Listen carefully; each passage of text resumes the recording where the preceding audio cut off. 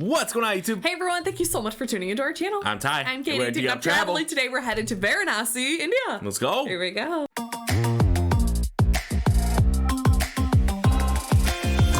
All right, here we go. Yes, we are checking out best ever food review. Yes. And it looks like he is going to India. Yes. Holy Indian Indian street street food. Bizarre to epic in Varanasi. All right, So cool. sweet. I've never heard of Varanasi, India before. Yeah, me either.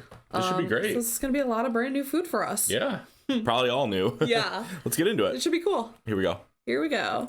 This video, you're gonna witness India's most unique street food in this country's holiest city. Even though there's so many people gathered, there is a certain tranquility to this place. Like this bread, or bati, stuffed with chickpeas, then cooked in flaming cow dung. Wait. When it dries out, it is an excellent combustible material. Well, let's back up I've a never second. heard of that. Really? The city of Varanasi goes back over Whoa. 5,000 years. Before history, before tradition. Okay, we are right now in the streets of Varanasi. Going past me right at this moment is a human body. This is a holy city, Oh filled my. with spirituality, ritual, and old souls, transitioning to their final resting place. Wow. Wow.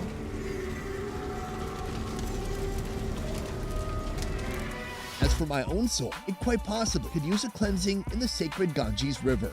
But first, I'm gonna find something to eat.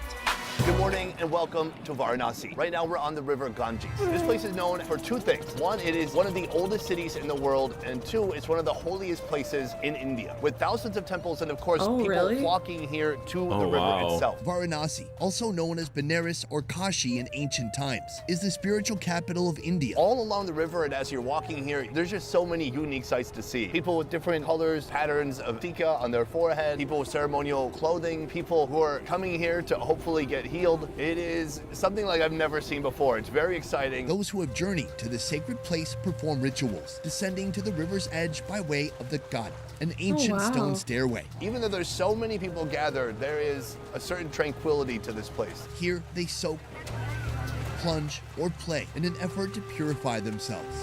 Wow. For most Hindu families, a vial of this water is kept in every house.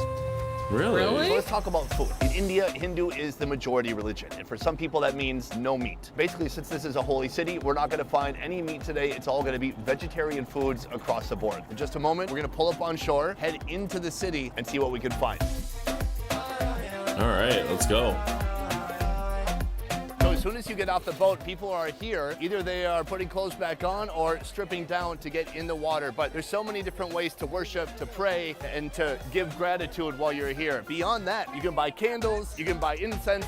Just like there's an unlimited number of things that you can see and discover while you're here. Today, we're starting Wow. our food tour with one of the city's favorite traditional breakfast options in a restaurant that goes back well over 100 Oh, is that years. naan? We have come to Oh, our is it? first food. This is called Kachori sabzi. Oh. Kachori is the bread you see right here, boiling, frying in this hot oil, and then the sabzi. Sabzi literally just means a vegetable dish. Here at the Ram Bandar, they Sabzi? have two. and We're taking on both. For 4 generations, people have been here making this dish. I mean, can you imagine before the airplane, before the That's car, like in the other before video we Facebook? watched. Yeah, I mean, we is there saw anything those. before Yeah. Facebook? Almost Right there. nothing. It This place puffs was up here. like that. This morning's eating utensil, kachori. It starts with a dough made of lentil paste and flour. Hand roll it and deep fry. Wow, look how it puffs up Yeah, just look like at that. Soon, that'll scoop pretty up cool. 2 types of sabzi. Aloo sabzi, with a potato base, spiced with fried cumin, asafetida, bay leaves, turmeric, and other secret masalas. Then chole sabzi is made of seasoned black chickpeas. They also have green chutney, and they have a sweet tamarind sauce Green here, too. chutney. Upon ordering, both sabzi are added to the bowl. Then the 2 sauces. Pile that with kachori bread and it's ready to eat. I've got some of the potato sabzi, some of the green chutney. I'm gonna try that bread soon, but let's go for this. Oh yeah, baby. My taste buds are alive. That is spicy, it's sour. There's just tons of different seasonings going on there. For such a meatless dish, it is so full of flavor and body and doesn't feel like anything is missing. I'm gonna put this on my Yeah, it looks like it would and I'm gonna fill you grab some up. of this bread Yeah, now. for The sure. bread is That bread brown, looks fried, good. Party. delicious. Yeah. Even by itself, it's a treasure. I'm gonna scoop up whatever will stick to the bread. Little potato, some chickpeas getting in on the party, all of it mixed together. Let's go for it. crispy golden bread. Actually, I got some tamarind in there too. So we've got spicy, sweet, savory, sour, like every flavor pulling in different directions. There's just so much happening in here. This is less than $1. You can get about 3 of these for $1, and that is one heck of a breakfast. The last thing I want to point out here, these incredible bowls. It's made from a leaf. It's been pressed in some kind of a machine, so it holds your food perfectly. And then look, at the end of the day, perfectly biodegradable. Oh, leaf cool. plates. Well, it's more of a That's salad. literally a leaf. That's so cool. Oh my gosh. That's a good idea. Yeah. Okay, we are right now in the streets of Varanasi.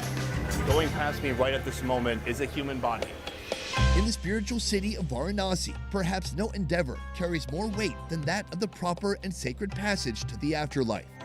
Evidence of this is seen routinely in the city's narrow streets. As I told you, this place is full of mysticism. It's full of religion, faith, worship. A lot of people come here for the last days of their lives, and that is something we just witnessed. Oh my Devout gosh. Hindus believe that if a deceased one's ashes are laid here in the holiest of the 7 sacred cities, their soul will be transported to heaven and escape the cycle of rebirth.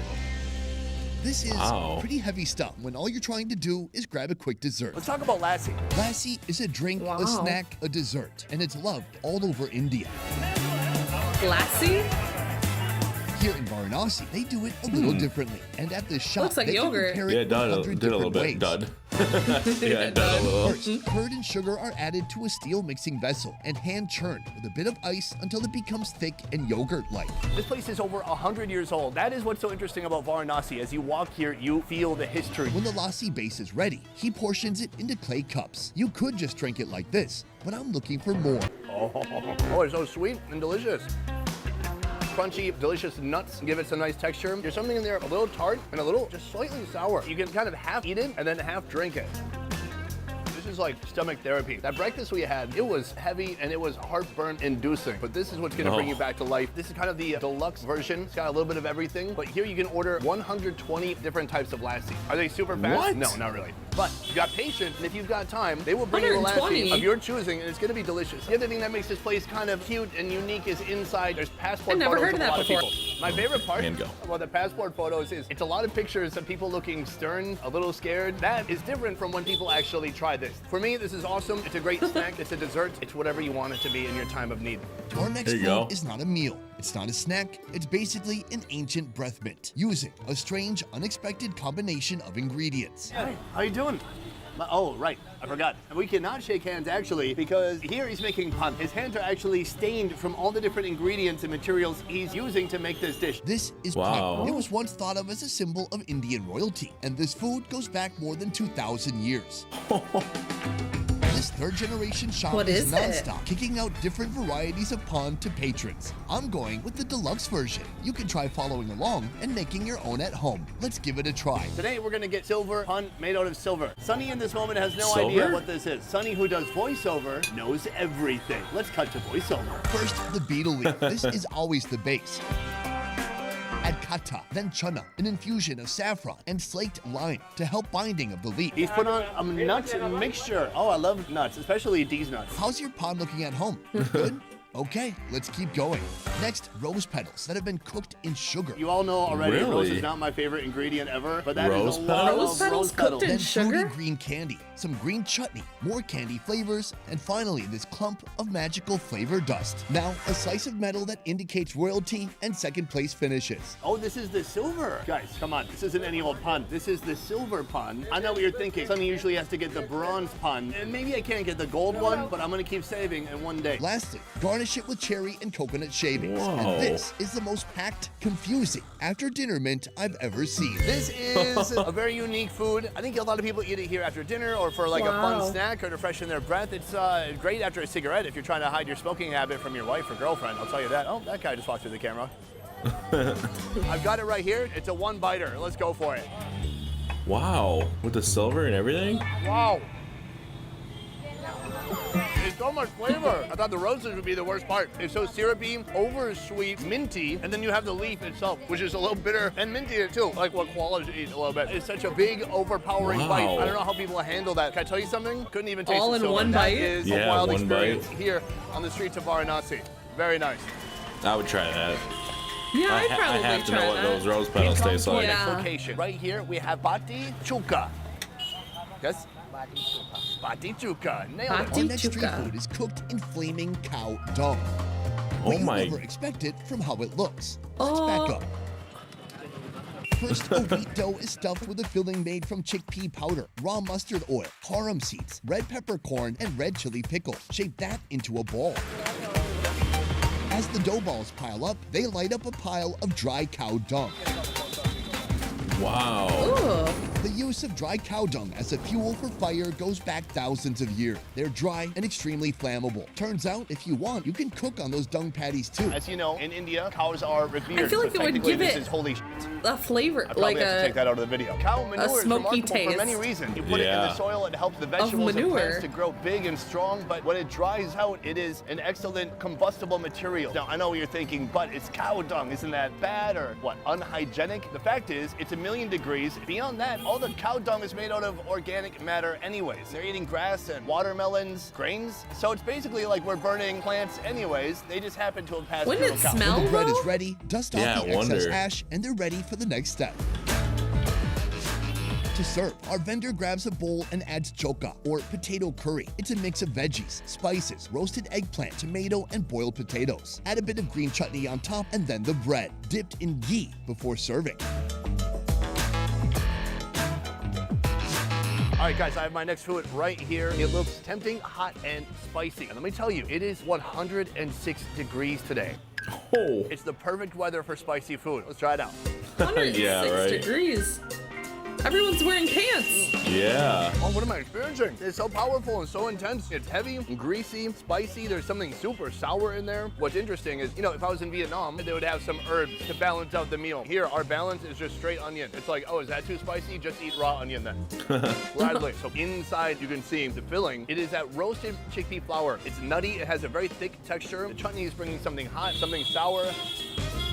In many countries you go to, your average meal is going to be either designated spicy, savory, sweet. But in India, they're not afraid to do all three. This is food that wakes you up at night as you remember the flavor in your dreams, and you're in a seasonal masala sweat.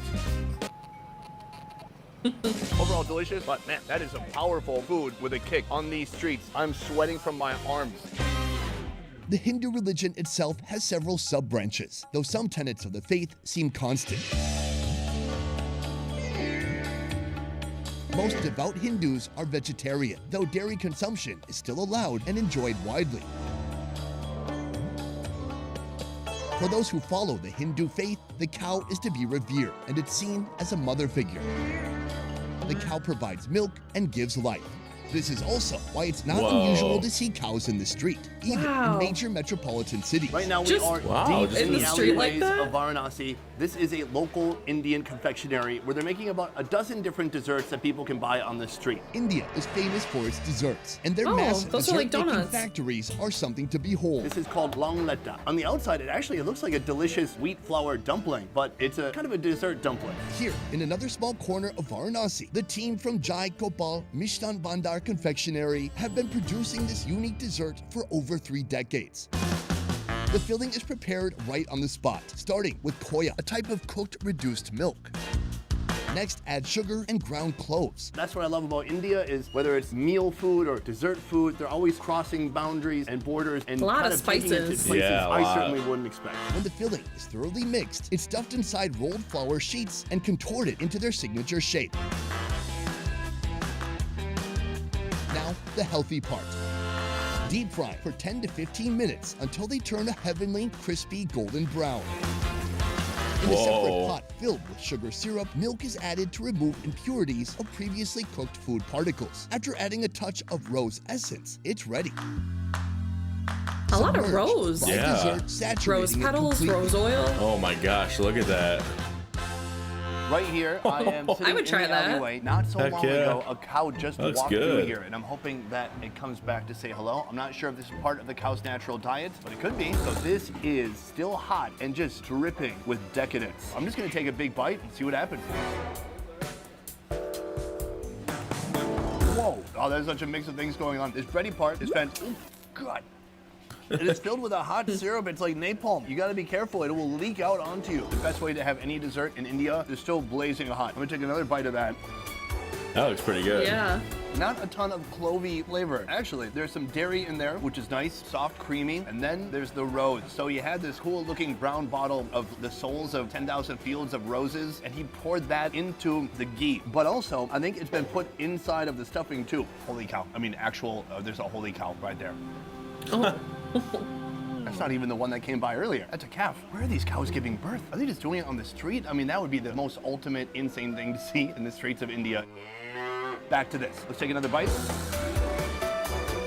Oh, no, I got a mouthful of clove. I like the clove. It tastes like eating Christmas candy or something. An extraordinary dessert. I didn't even know this existed. Getting to try it as you see a calf walk by, even better. We have one more left. Let's get to it. We're now approaching our final food of the day. If I just show you each of the ingredients independently, you'd never guess what all this is about to become. It has been an incredible journey throughout this entire day, from the morning by the entrance to the river where people go and take a dip and worship, all the way through these narrow pathways and alleys full of ancient history and foods and restaurants that have been around for hundreds of years. Here we have the final meal. This is called Chat is a family of savory treats that originated in India. They're considered snacks or starters. It's hard to explain. It's usually like a snacky item in India. Oh, like it an can be appetizer? crunchy and dry, or it can be kind of soupy like this. The soupy version is called tomatar chat, and it packs a powerful, heavy punch. It is a beautiful mixture of ingredients. There is so much flavor That looks in like here. pozole. And it is so Yeah, it does a heavy little bit. inside. This thing is like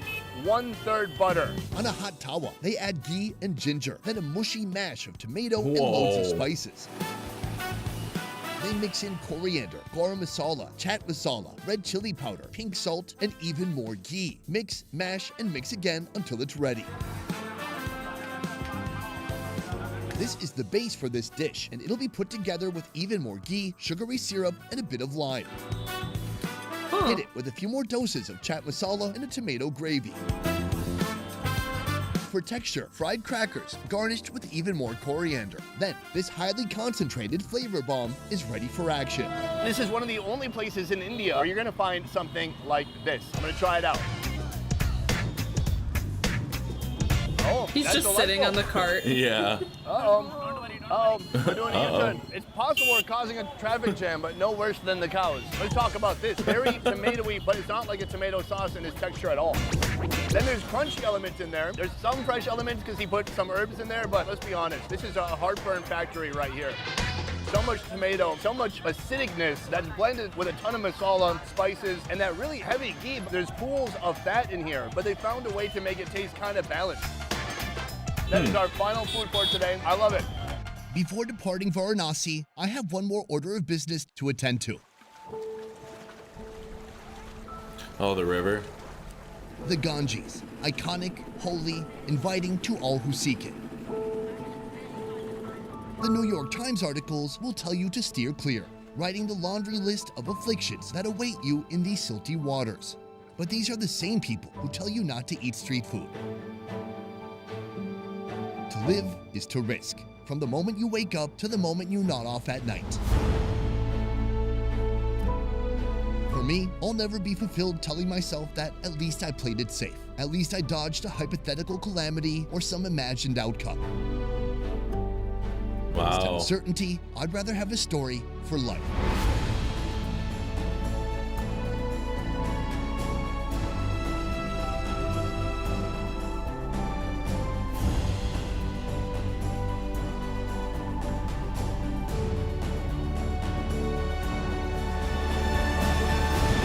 By the way, the moment I stepped out of the Ganges, I slipped on the algae-soaked steps, hit my leg, and I couldn't walk for 2 weeks. Somehow, this holy, healing river completely kicked my ass. Best Ever Food Review Show is a small team of independent creators. Oh, Everything man. we do here works. Wow. I That didn't was expect that. No. That was a great video. Yeah, it was a really good video.